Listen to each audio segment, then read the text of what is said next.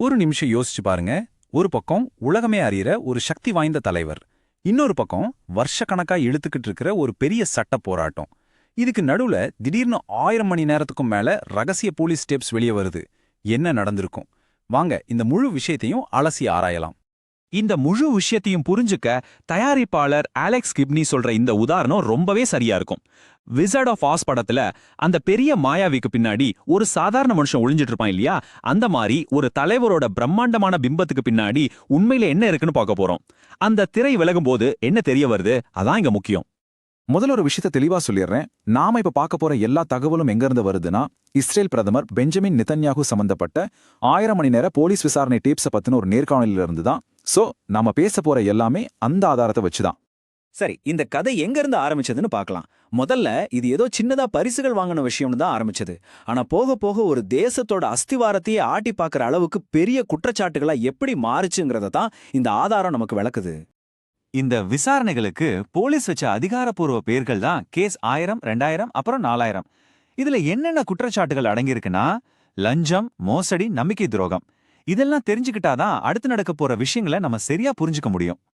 இந்த குற்றச்சாட்டுகள் எப்படி படிப்படியா பெருசாச்சுன்னு பாருங்க. முதல்ல கியூபன் சுருட்டுகள், விலை உயர்ந்த ஷாம்பெயின், நகைகள்னு தனிப்பட்ட பரிசுகள் வாங்கினதா ஆரம்பிச்சது. அடுத்த கட்டமா வாலாங்கிற நியூஸ் சைட்ல தனக்கு சாதகமான செய்திகளை வரவச்சதா புகார் வந்தது. கடைசியா இது பல மில்லியன் டாலர் சம்பந்தப்பட்ட ஒரு பெரிய நிதி ஒப்பந்தம் வரைக்கும் போயிருக்கு. பாத்தீங்களா, சின்னதா ஆரம்பிச்சு எவ்வளவு பெருசா வளர்ந்திருக்குன்னு. 250 மில்லியன் டாலர்கள். ஆமாங்க, அந்த நிதி ஒப்பந்தத்தோட மதிப்பு இதுதான்னு அந்த ஆதாரம் சொல்லுது. சும்மா சாதாரண தொகை இல்லை இது. குற்றச்சாட்டுகள் எந்த அளவுக்கு தீவிரமானதுன்னு இந்த ஒரு நம்பரே நமக்கு தெளிவா காட்டுது. பொது வெளியில நெத்தனியாகு ஒரு அனுபவம் வாய்ந்த, சக்தி வாய்ந்த உலகத் தலைவர்.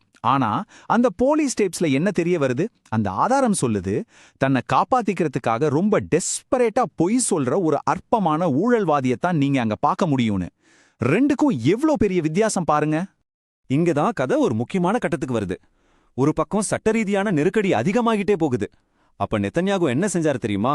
தன்னை காப்பாத்திக்க வாதாடுறதை விட்டுட்டு சட்டத்தையே தனக்கு சாதகமா மாத்த முயற்சி பண்ண ஆரம்பிச்சாருன்னு இந்த ஆதாரம் சொல்லுது. இது ஒரு பெரிய திருப்பு முனை. அந்த ஆதாரம் இதை எப்படி விவரிக்குதுன்னா, சிறைக்கதவு மூடுற சத்தம் நெதன்யாகு காதுல கேட்க ஆரம்பிச்சதும் அவரோட நடவடிக்கைகள் ரொம்பவே தீவிரமாயிடுச்சு. அந்த பயம்தான் மொத்த நீதித்துறை அமைப்பையுமே மாத்தணுங்கிற முடிவுக்கு அவரை கொண்டு வந்துச்சுன்னு சொல்லப்படுது. அப்படி என்ன சீர்திருத்தம் கொண்டு வர நினைச்சாரு? இஸ்ரேல்ல உச்சநீதிமன்றம் ரொம்ப பவர்ஃபுல். அரசாங்கம் கொண்டு வர சட்டத்தையே அது ரத்து செய்ய முடியும். ஆனா நெதன்யாகு கொண்டு வர நினைச்ச மாற்றம் என்னன்னா, அந்த உச்சநீதிமன்றத்தோட அதிகாரத்தை குறைக்கிறது. அது மட்டும் இல்ல, நீதிபதிகளை நியமிக்கிற அதிகாரத்தை அரசியல்வாதிகள் கைக்கு கொண்டு வர்றது. அதாவது தன்னை கட்டுப்படுத்துற அமைப்பையே பலவீனப்படுத்த முயற்சி செஞ்சாருன்னு அந்த ஆதாரம் சொல்லுது. சரி, எதுக்காக இந்த மாற்றத்தை கொண்டு வரணும்? அந்த மூல ஆதாரத்தின்படி இதுக்கு பல காரணங்கள் இருந்திருக்கு. ஒன்னு, தனக்கு எதிரான ஊழல் வழக்குகளை நீர்த்து போக வைக்கிறது. ரெண்டாவது, தன்னோட கூட்டணியில இருக்கிற தீவிர வலதுசாரி கட்சிகளுக்கு உதவுறது. மூணாவது, மேற்கு கரையில சட்டவிரோத குடியேற்றங்களை விரிவுபடுத்துறதுக்கு தடையா இருக்கிற நீதித்துறையை ஓரம் கட்டுறது. சோ இது வெறும் தனிப்பட்ட விஷயம் இல்ல, பல அரசியல் கணக்குகளும் இதுக்குள்ள இருந்திருக்கு. இதோட விளைவு இஸ்ரேல் முழுவதுமே பெரிய போராட்டங்கள் வெடிச்சது. லட்சக்கணக்கான மக்கள் தெருவுக்கு வந்து போராடினாங்க. இது இஸ்ரேலோட ஜனநாயகத்தையே அடியோடு அழிக்கிற செயல்னு எதிர்ப்பாளர்கள் கடுமையா குற்றம் சாட்டினாங்க. இதனால ஒட்டுமொத்த நாடே ரெண்டா பிளவுபட்டு நின்னுது. இதுவரைக்கும் பார்த்தது உள்நாட்டு பிரச்சனை. ஆனா இப்ப நாம பார்க்க போறதுதான் இந்த மூல ஆதாரம் முன்வைக்கிற மிக தீவிரமான ஒரு குற்றச்சாட்டு. அதாவது, ஒரு பிரதமரோட தனிப்பட்ட சட்ட போராட்டங்கள் எப்படி ஒரு பயங்கரமான சர்வதேச போருக்கு காரணமா இருந்திருக்கலாங்கிற ஒரு தியரி. சரி, இப்போ ஒரு கேள்வி. இந்த போரை ஏன் இவ்ளோ மூர்க்கமாவும் இவ்ளோ நாள் நீடிக்கிறதாவும் இருக்கு? இதுக்கு அந்த மூல ஆதாரம் சொல்ற பதில் ரொம்பவே சர்ச்சைக்குரியது. ஆனா நாம அத பத்தி தான் இப்ப பார்க்க போறோம். அந்த ஆதாரத்தோட மைய வாதம் இதுதான். நெதன்யாகு தன்னை ஒரு போர்க்கால அதிபரா மாத்திக்கிட்டாரு. ஏன்னா ஒரு நாடு போர்ல இருக்கும்போது அந்த தலைவரை யாரும் கேள்வி கேட்க மாட்டாங்க.